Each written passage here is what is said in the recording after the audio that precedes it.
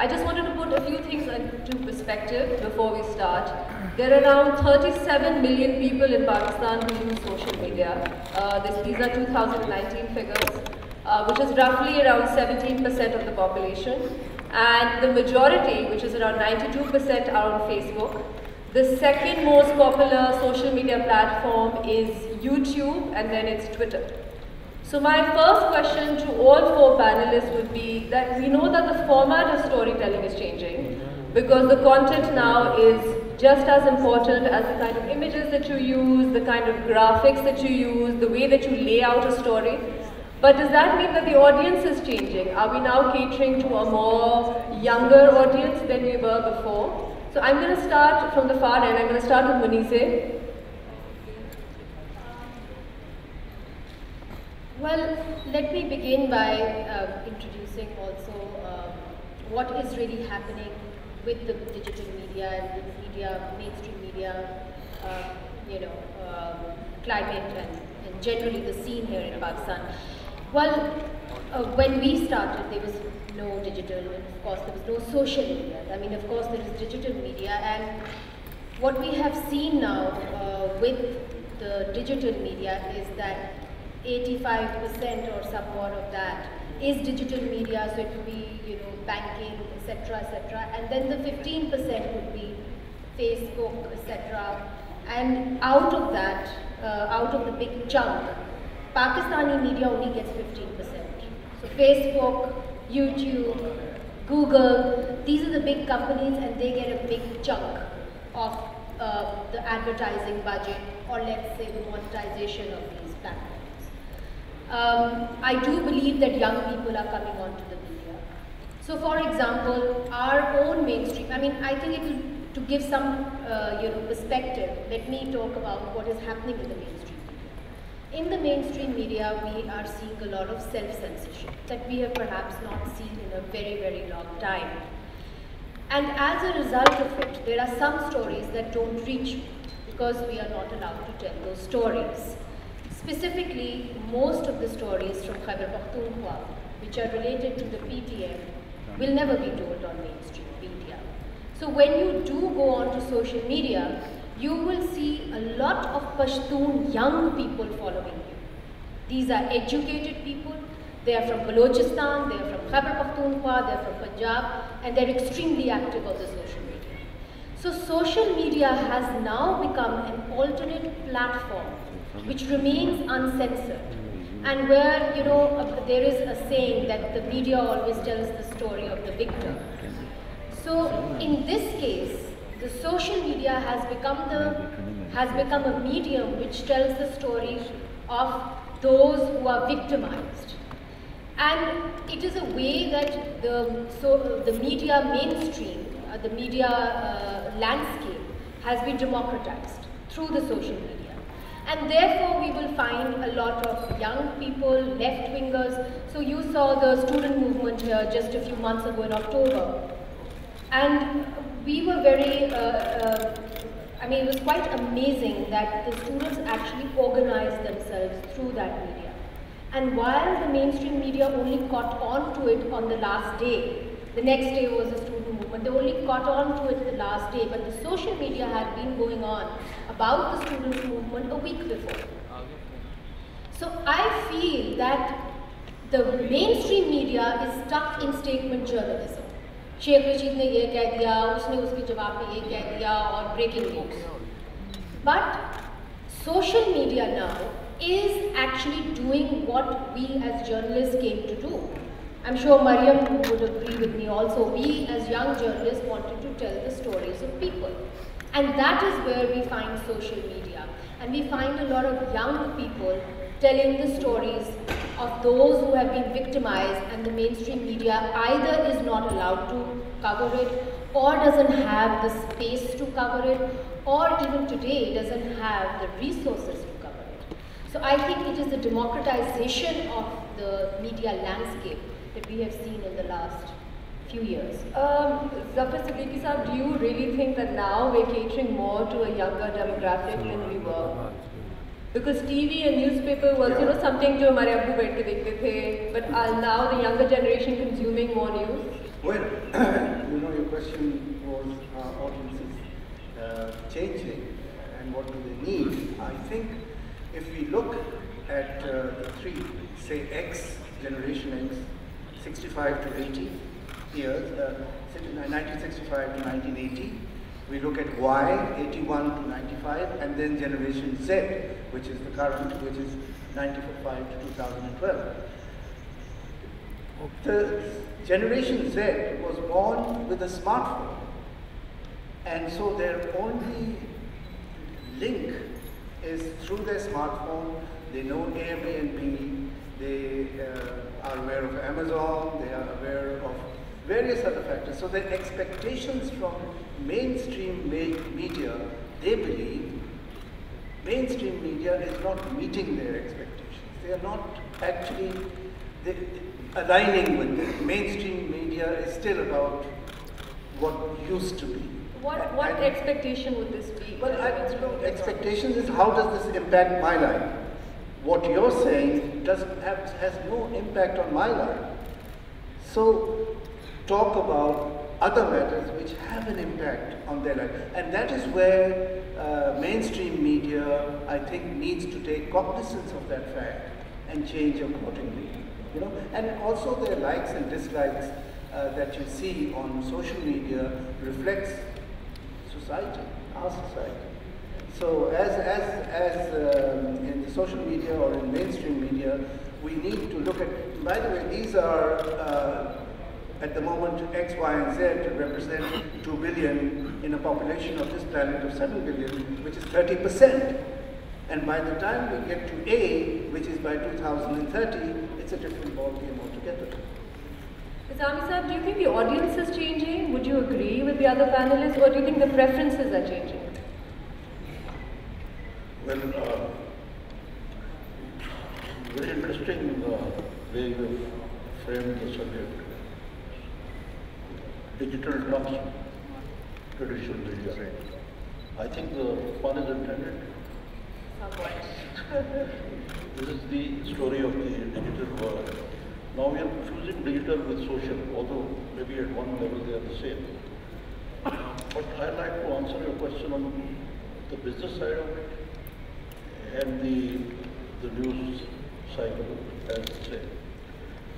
I think the digital age has changed the media, the traditional media, in a very, very drastic manner. Since I have practiced both, and when I say tradition, I mean television also. But I think the first casualty is the print media. Unless the print media changes, it's withering on the vine. And I see the change in Pakistan coming very slowly. To the extent that the digital first idea has simply not occurred to the news organizations, or they are not practicing it. But why do you think the resistance is? Why is there resistance to accept digital media? Digital first, I mean, we think that we make a newspaper, then we have a website, right?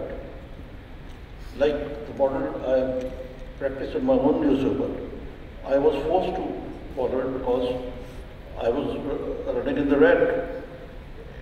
So I had either to close down the paper or go digital, which meant lesser staff.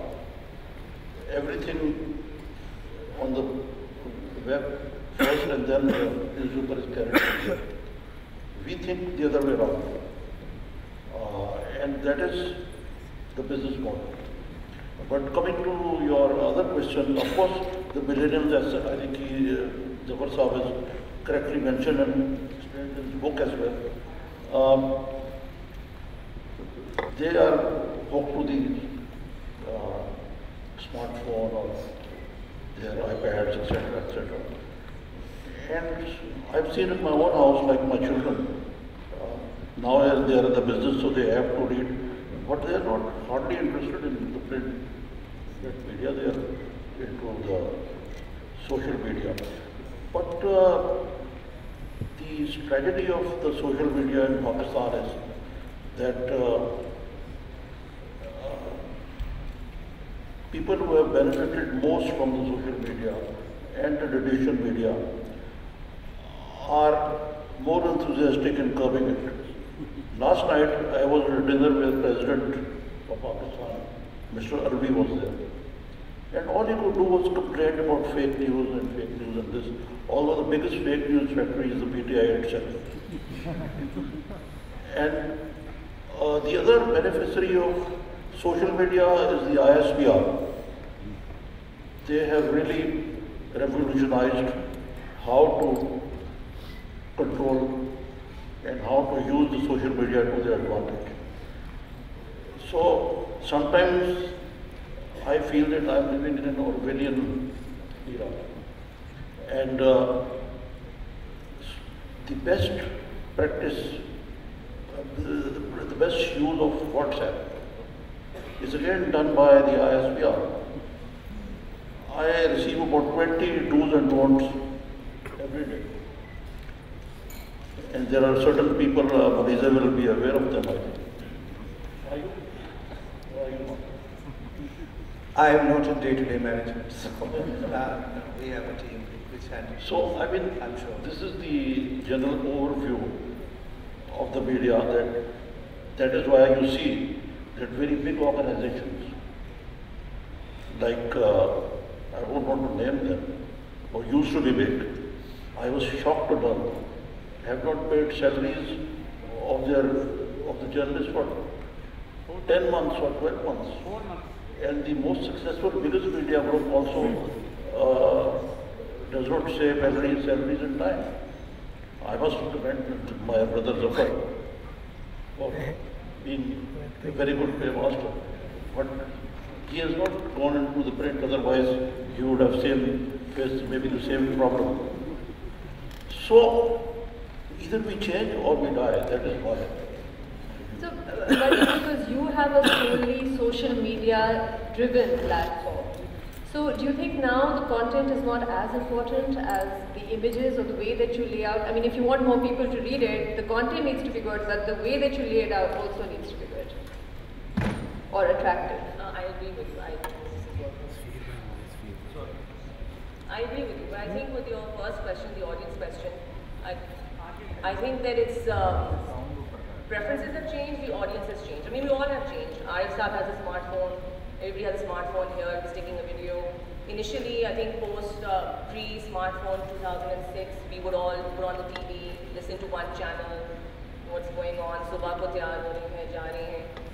When you wake up in the morning, you pick up your phone, you check your WhatsApp, you talk to your family, you check your Instagram accounts, you check your email, you check the apps that you like. So you're pretty much spending half an hour in bed, just kind of keeping up to date what's going on with everything. You also know exactly what you want.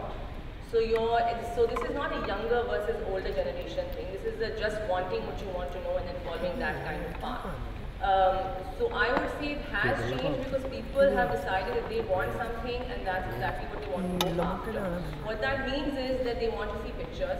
There's a Reuters digital report that comes out every year. And within that, they look at trends that are happening worldwide.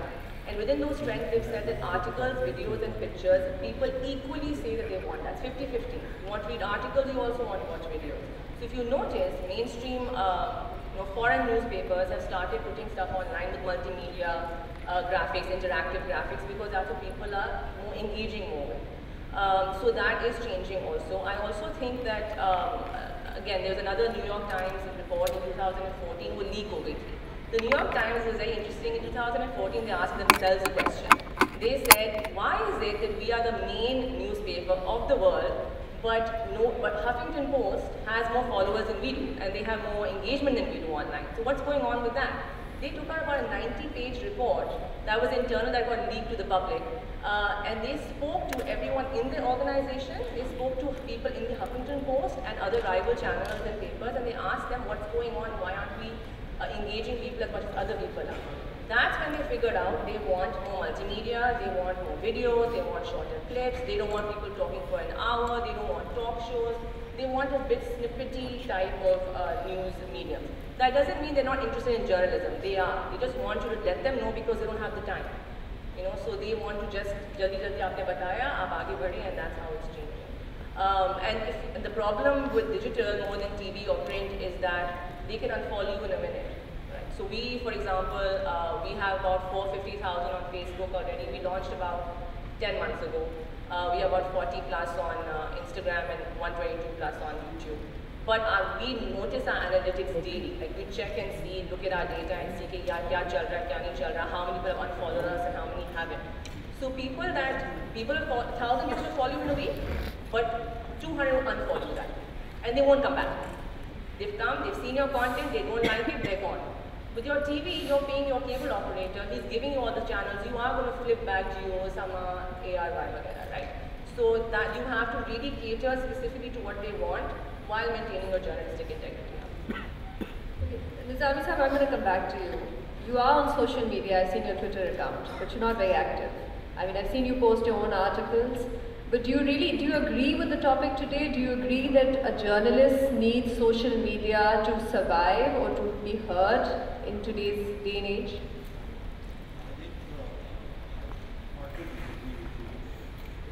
It's an age issue as well. Although it is not like Arjun Shetty is very active on, he is perhaps a bit older than me, but he is always there on social media. Maybe I am not that social media savvy, but gradually I have, for example, I think you mentioned it before we started, that in order to get your writings and your things across, sometimes even your program, you have to use the social media, like the YouTube, the Twitter. So, I mean, yes, that is the reason. And secondly, sometimes I just don't find the time to do it. But nonetheless, social media and digital is something what we call a necessary tool for everybody, but for a journalist, I think more so as a source of information. Like, for example, you might think that I don't use social media, but on the other hand, I do use social media or digital. For example, I read the New York Times every day on digital, and I think so much has changed. At one time, we used to buy all these news, it was very expensive. Now you can subscribe to them, because most news outlets, unfortunately, have put firewalls. The other very interesting thing which I wanted to mention to you is that the device of the news magazine, because of the social media, virtually all the news magazines are dead. There is only one search model which is still making money, and that is The Economist. Because they have changed, they have evolved, they use multimedia, as you mentioned. But at the same time, they practice good journalism. For example, Newsweek, which you are associated with, as a magazine does no longer exist. Time magazine, US News and World Report, blah, blah, blah, the Forest Economic Review, they are all dead. And that's also a media. Even in Pakistan, weekly magazines, monthly magazines like Herald and Newsline have gone away. So I think, again, I have to add at the cost of repetition that unless we change, it's just a notice to it. And the interesting thing is that Mr. Fawad Chaudhry, who used to be the information minister, they clamped down on advertisement. So if you ask them, so he, in a meeting, he picks up, I'm president of the CPNA, कहते हैं हमें आपकी ज़रूरत नहीं ये है अब अखबार. So maybe he's right. Munisa, I'm going to get your take. Sorry, do you want to add something? Just to add about older people not being so active, Hassan Issar is an analyst who doesn't have a smartphone.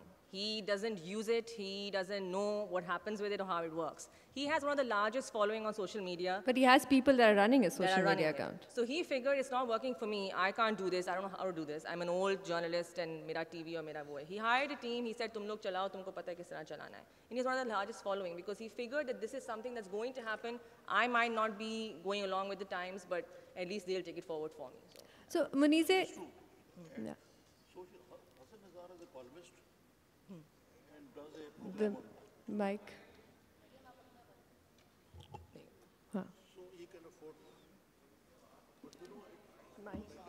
my dear, I have to be with the news the whole day and post it as it happens.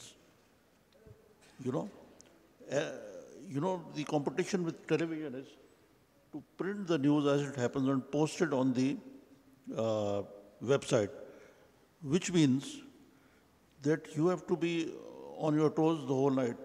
For example, I have asked my newsroom to call me before putting the newspaper to bed, because as an editor, I feel that editor should not have any surprises when he reads the newspaper in the morning. And that is our job has been made much easier by the digital age. And the irony is that really you don't need AFP or Reuters. There are so many, as Zafar Saab has also mentioned, so many multi-sources of information. The only thing is, in social media, you have to sort of देखना पड़ता है कि what is news and what is fake news. Munize, you spoke about censorship, and I want to get Zafar Saab's opinion on this as well after you. Do you really think that social media is now the means that a journalist can survive and be heard? Well, I mean, it is up till now, but as we all know that the government has passed the media regulations, rules, they have approved it, and it can be implemented at any time. Which have not actually been denotified as yet. It has not been denotified. You're absolutely correct to notice that. Now, I think it's very important at this platform to inform people exactly what has happened with the social media. And you know, I would like to add to what Arif Nizami Saab has said. I always felt that a journalist is worth their story of the day, right? And yes, social media can amplify your voice, but if your voice is this tiny, how much can it amplify it? So I think जो असल दम होता है वो story में होता है. And since I do a mainstream news show Monday to Wednesday and then sometimes Thursday as well, and then we have a social media platform which is voicepk.net, which looks at completely different kind of stories. It only looks at people's stories. We're interested in what politicians are saying, but only if it affects the people in the way that we see it, or from a human rights angle.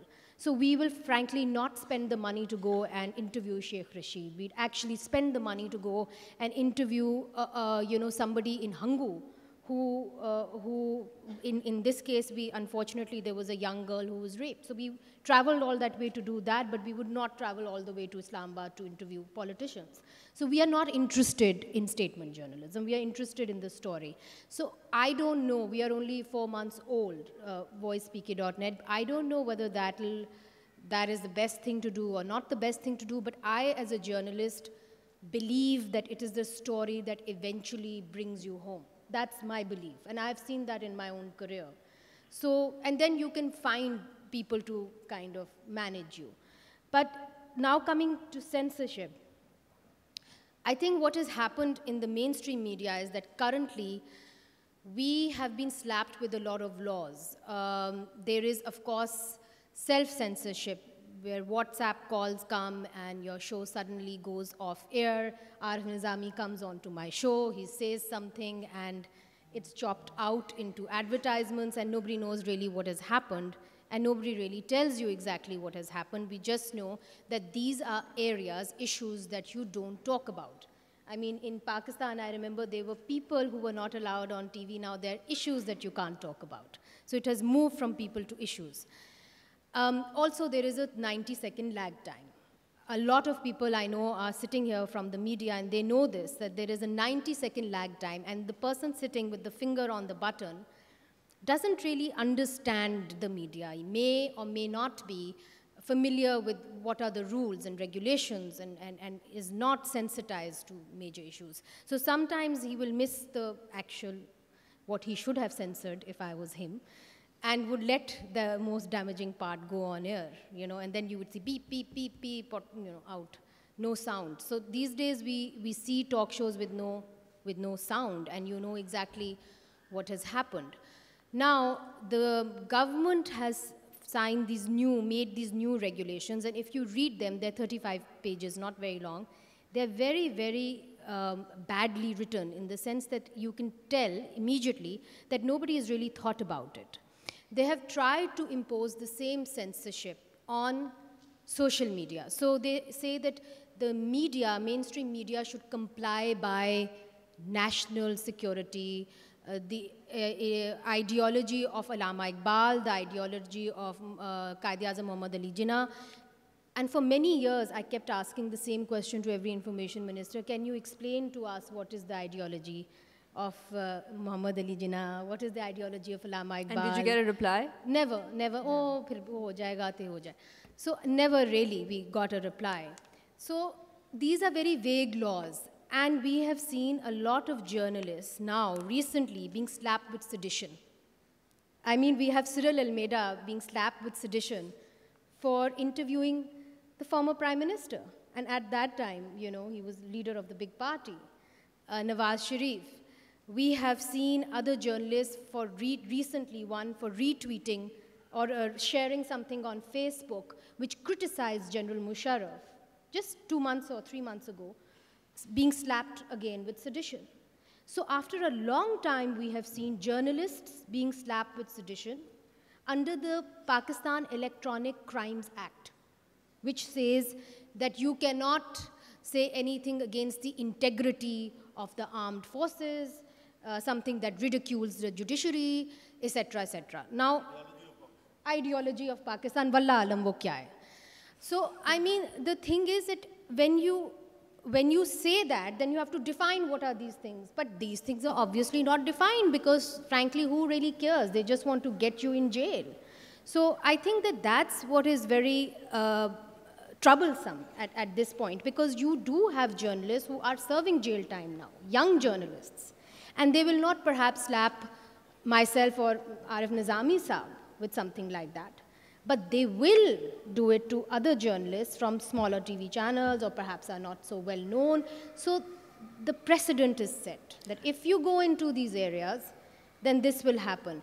And my fear is with all these laws and sedition that this will travel, and they plan to make it happen to the social media.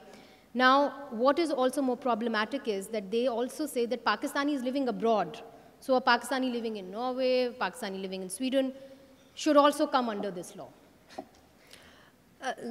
Zafar Saab, I want you to also talk about censorship, and I also want you to talk about how some media organizations also issue circulars and notifications to their reporters to be a little bit more careful on social media as well. And how do you see that?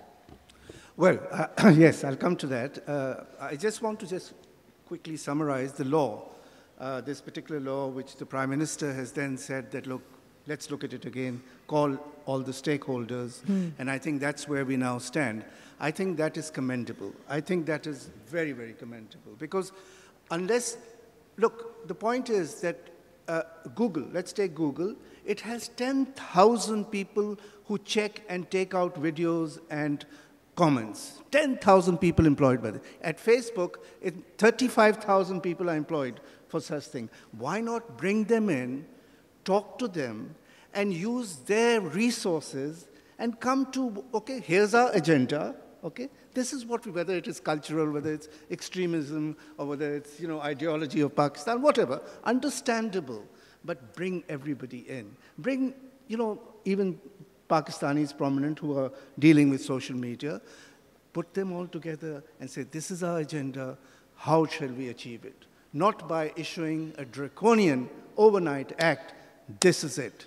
That doesn't work anymore, I'm afraid. So it's a good thing that the Prime Minister... Now, coming to your question... About censorship. On the censorship part, look, even the BBC has strict guidelines on its journalists not to tweet anything which is against the objectives or principles of the corporation itself. In Al Jazeera, they take a very... In fact, they fire people if you go against... Because it impacts brand. I'm all for people tweeting and doing whatever they want to do. But, you know, given the guidelines that there is an editorial policy of I can speak for a TV station and also my digital side, there are guidelines. Okay, we have to remain neutral, and if somebody tweets something which is against the organizational guidelines, that becomes troublesome, you know. It's very difficult, you know, and actually also protecting reporters. Sometimes they really don't know what they're saying or what they're tweeting about. It could be at the spur of the moment, given the emotionalism on a certain aspect. So you need to have some guidelines. I don't mean control. I'm against that, but some guidelines. Mariam, you want to add something? And when you say? I think so that everybody knows what we are talking about. What they have proposed is that there will be a 90-second lag time on social media. I don't understand how they're going to do so many lag times on so many different platforms, but that's what they've proposed. And they've also said that there will be a coordinator, and the coordinator will have over a lot of powers. So they will be able to decide whether something is against the state or is not against the state. And my real problem with this is, and I think everybody's problem with this is, that when you look at the people of Pakistan with a lot of suspicion, and you don't look at them as people who will probably contribute to your economy, and give them an opportunity, and bring laws that with consultation, nobody is saying, ke khuli chutti de do, nobody is saying that, but have at least, you have signed all these, you know, covenants, international covenants, your own constitution talks about freedom of expression, freedom of speech.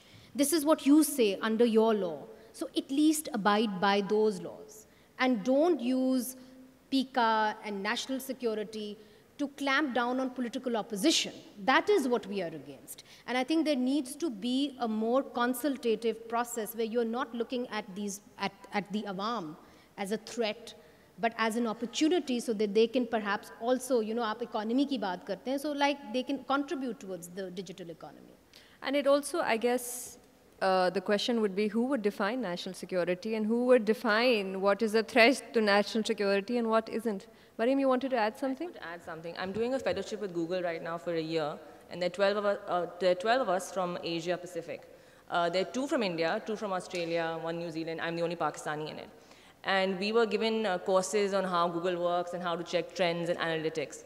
So usme Google has a page where you can check trends in your country. Usme they can give you real-time trends, or they can also give you trends of the day. And what that means is that it depends on how many people are searching for a particular person or a story. So basically, Pakistan's trend for last year was Naimul Khawar Khan, Hamza Ali Abbasi's wife, was the most searched person in Pakistan. So every country has real-time or day of. Pakistan doesn't. They're very small countries that Google is pretty much not interested in. So they don't do real-time trends for them. They do it for India. So I asked the instructor, and I said, you know, I don't see any trends for Pakistan. They said, well, it's not really something that we're doing right now, you know.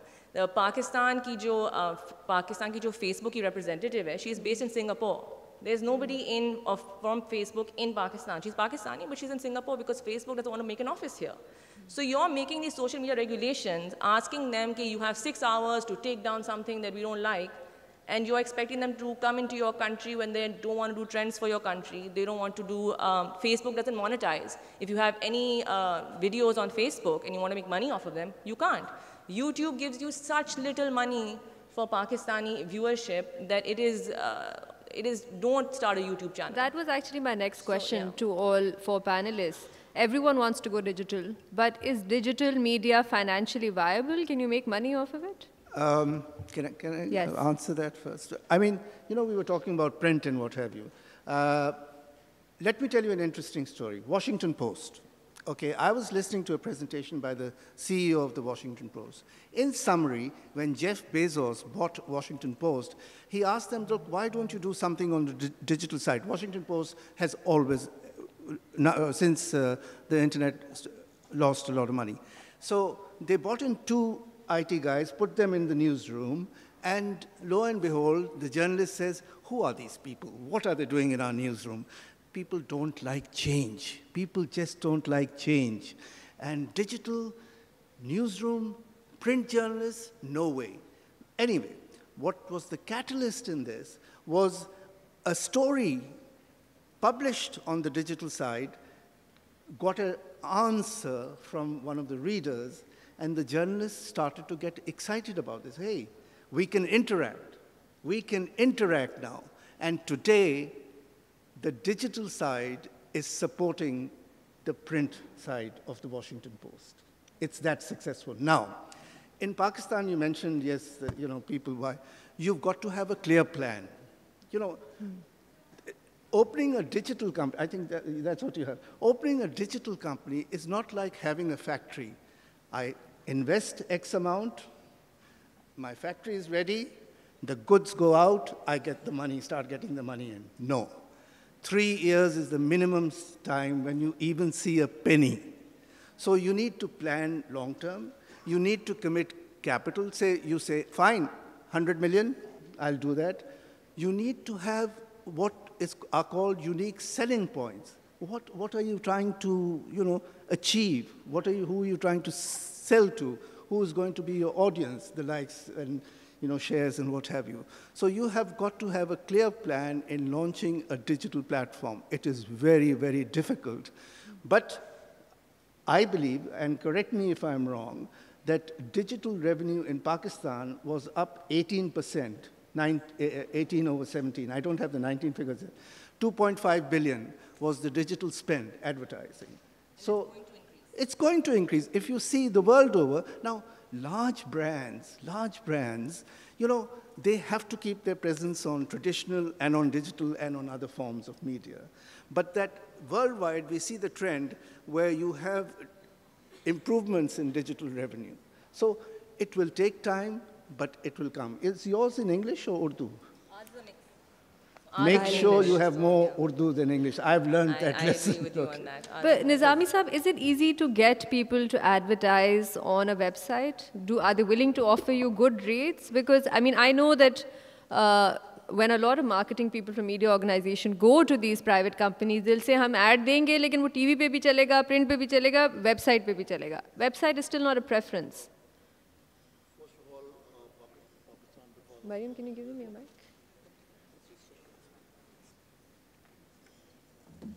Working now? Yeah. Yeah.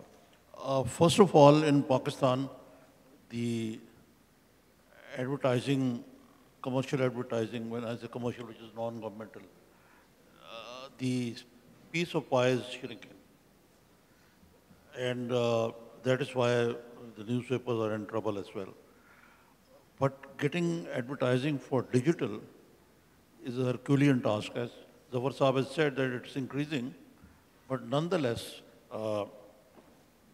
it's tough to support a web-based newspaper. Or like in the United States, some newspapers, like I was in Damon and they added Damon Register, it is printed twice a day, twice a week, and the rest it is digital. So there's a mixture.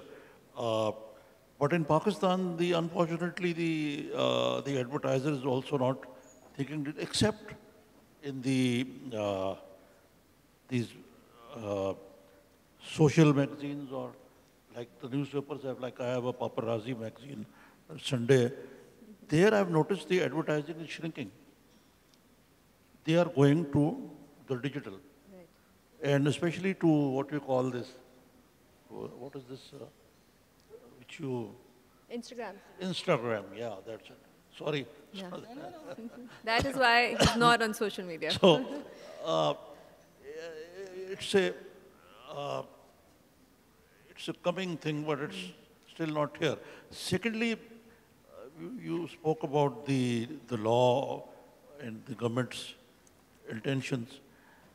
The problem here is कि इनकी नीयत ठीक नहीं लगती हमें, which means that the intentions are not noble. They are not to regulate the media. The difference between regulation and control should be is a very strict line between the two. Yes, correctly, there are regulatory authorities in the West. There are ombudsmen by different organizations. They have code of ethics. But here, the urge is to control, like Pakistan Electronic Media Regulatory Authority, as he mentioned. It's supposed to be a regulatory authority, but it is being used to curb the media. On one call, phone call, channels are put off the air. Some anchors are kicked out, that they will no longer do a program. If they do, the channel will be switched off. So this is the new norm. And what But has a lot happened, of these anchors, Nizami Sahab, sorry to cut you, are now turning to digital media and opening that's up what I their... was exactly coming to. So, but are they making money? Can they survive financially on something Yeah, like this? they, as Zawar Sahib has said, they hope to make money, but some of them are doing it to make their voice heard, like Talat Hussain, for example. Now, what we suspect is that people you throw out of the electronic media or the print media, if they go to digital, you want to control them as well and make it so expensive for them, take a license, this, that, approval, etc., that it virtually becomes impossible. So in a way, it's a very subtle way of doing censorship. And the other irony is that Prime Minister Khan vetoed his own finance minister because the government is strapped for cash, and he earmarked a certain amount and opened a digital division in the social media division in the Prime Minister House. Ministry of Information. Ministry of Information is so inept now, and is so, they live in the 80s or 70s. They, unlike the ISPR, they are not digital media savvy. They have hardly any social media presence. So I would say that even if the government has postponed it, thankfully, but if they try to do it, their incompetence would be so humongous that people will still find the ways to get their voice heard. My last question before I open the floor to the audience is, Mariam, because you were also in a very large media organization, I feel like the conversations in the newsroom are also changing. Before this, the editor used to decide what kind of news would get more coverage, will be on the front page or the back page, but now it seems like it's more social media driven. The more likes or shares a story gets, the more prominence it gets. And the conversations in the newsroom are, ऐसी कोई story करते हैं जो ज़रा viral हो जाए, ज़रा उसको ज़्यादा likes मिले. Do you think that's true? Definitely true. And there's some stories also that we wait for social media to kind of take them on, and then they kind of trickle down to TV. Aurat March is one of them. Me Too is one of them. Recently, there was a group of students, apparently, that went to a bunch of senators and said, Ki, we want you guys to start talking about homosexuality and maybe bringing that into law. That was kind of starting on social media. Uska trickle effect you can see because it's a worldwide thing, right? Starts in the US, it goes to India, it comes to Pakistan with, again, Me Too and women's rights and now homosexuality rights. So we do kind of definitely look at social trends. It's not as much as it should be, क्योंकि इतना again आपका newsroom थोड़ा सा they're not Do very you think it active should on be Twitter. more? We should be focused more Definitely on what more. is driven on social media? Also because your political parties are so social media driven. It's all about कि PTI ने social media पे क्या कह दिया, ये हो गया, उसने क्या tweet कर दी. So a lot of them, a lot of the stories are being generated from there. I know you're on report card, you're an analyst on it, so a lot of the questions are also generated from social media and what's coming from there. So it is setting the agenda. Of course, there are major issues with that, considering fake news aa jati hai ya kuch aur aa jata hai usme. But definitely social media will eventually, in the next 10, 15 years, it will take the lead. If you're not digital right now or going towards that, you're going to die. Munisa, would you agree? Because a federal minister, for instance, a couple of days ago, brought a boot to TV, and social media and the traditional media spoke about it inordinately for, I think, like days on ends. Do you think that the quality is suffering because we're so focused on what social media needs to see? I think, again, let me answer your question in this way, and taking off from what Mariam is saying, that because I work with a team from mainstream media and then a team from social media on a daily basis. And their approach to life is very different, right? The mainstream media is following all the politicians. What is happening in Parliament, what is happening in National Assembly, it's driven by what the politician will say today, what he will do today, who will come onto your show today, you know, while social media is following a story. So when the students' movement happened, for example, what social media did was that it broke boundaries. The students in India who were having similar movements there, and the state had reacted in a similar, which was interesting for me.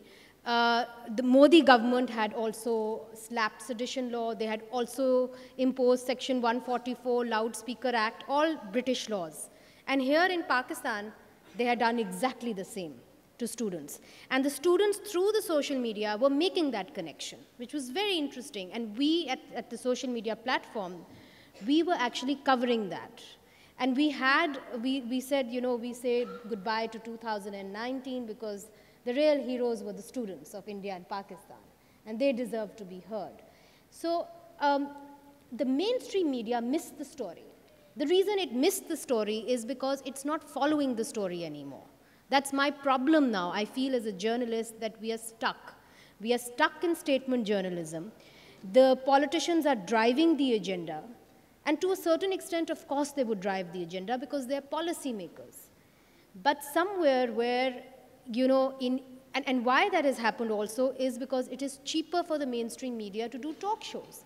I mean, before, in the early Musharraf years, we used to do a lot of reporting. There would be a heavy, Did you say it's cheaper to do talk shows? By the way, talk shows, anchors are damn expensive. A few of them, not all of them.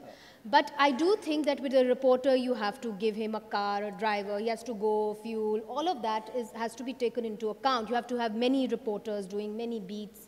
And I think it was more news heavy by and large. I know you do a lot of reporting, Sama does, so I'm not, of course there are, you know, the exceptions. But overall, there was more room for reporting in newsrooms. And now there is, mostly it is inundated, every big hour is a talk show. And I think that has taken the voice of the people away from mainstream. And where it is being found is the social media. So I don't think that social media is driving the agenda. Again, as a journalist, I say always the story drives the agenda. It depends who's following it. You know, driving sorry.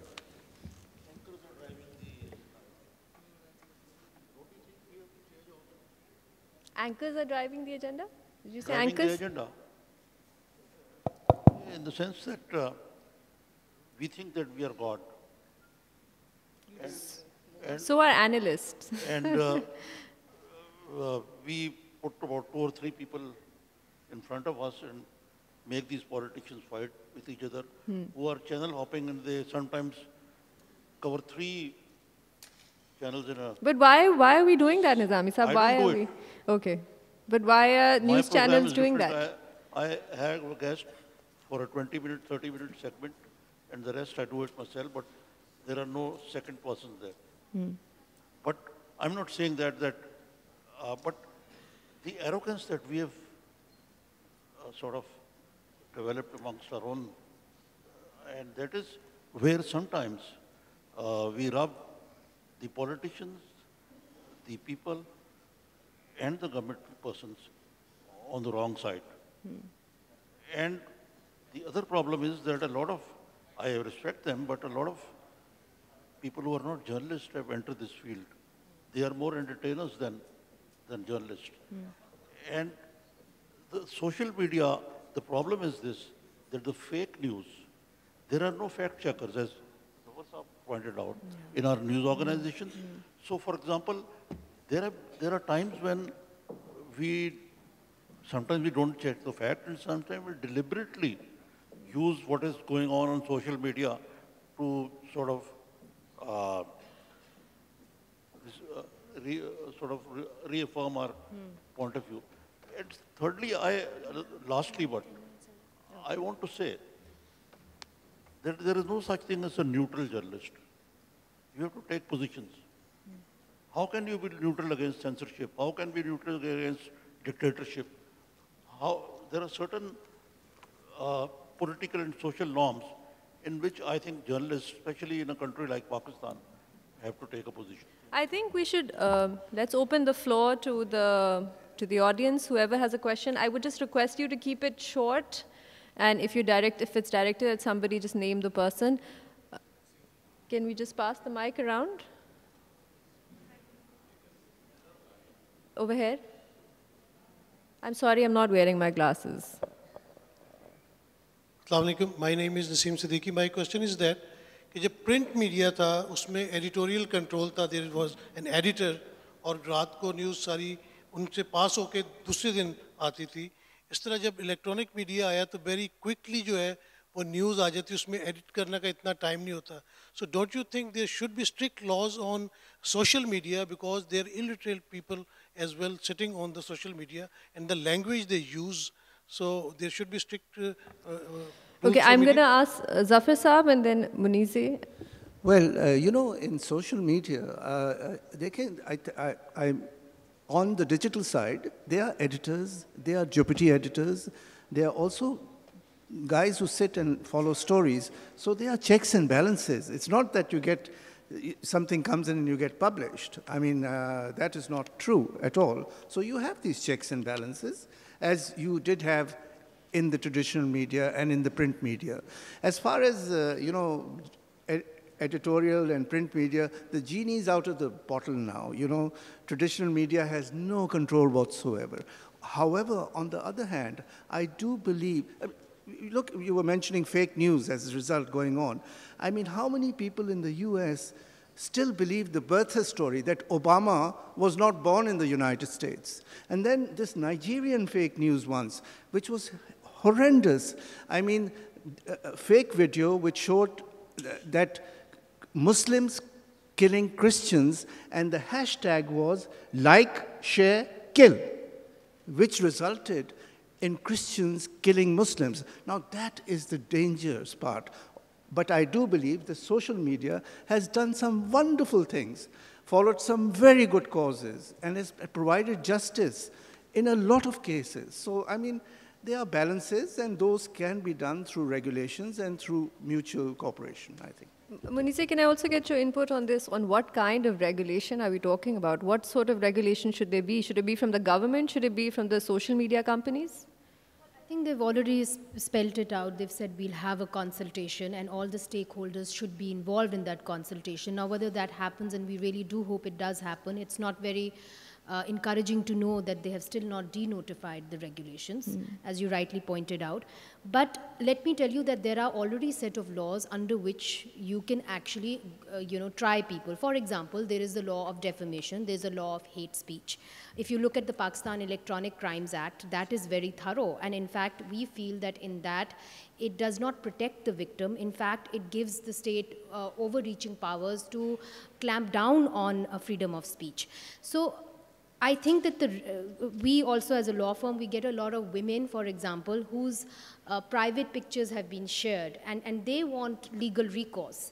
But, and there isn't actually a law which safeguards women against those. But the whole idea is to make laws to protect people.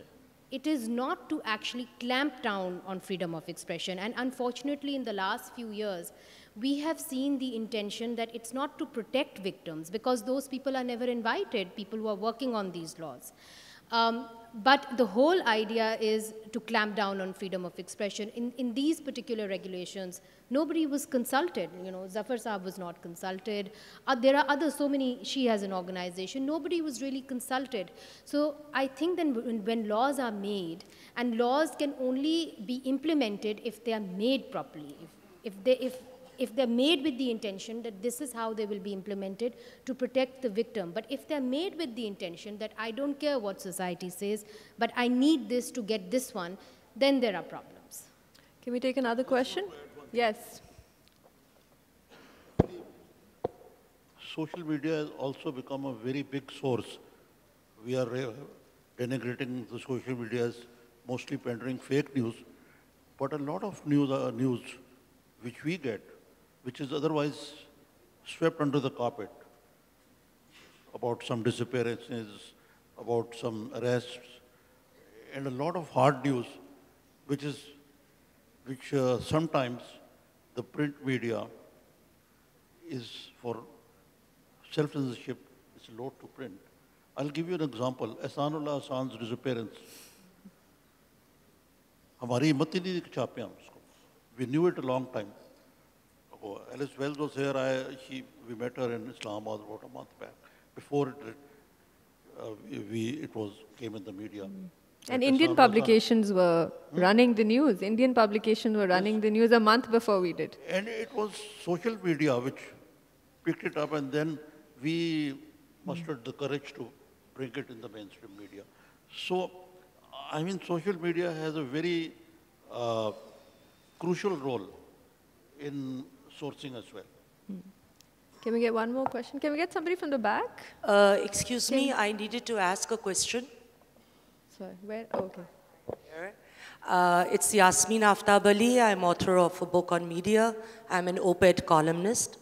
I need to ask a question to Mr. Zafar Siddiqui and other to Muniza Jahangir, so I'm not giving up the microphone just now. To Mr. Zafar, he said something which really caught my attention when he started talking. And that is that the younger generation or people who have gone ahead technologically do not connect with the mainstream media. They don't see what they want to, and that makes a lot of sense. Now, my question is that in most cases on the mainstream media, we are too focused on the local issues. We are too focused on what's happening in our country, and that's great. But we completely tend to ignore what is happening globally and how that affects our own country. Talk of economy, talk of the ongoing presidential system, elections in the US.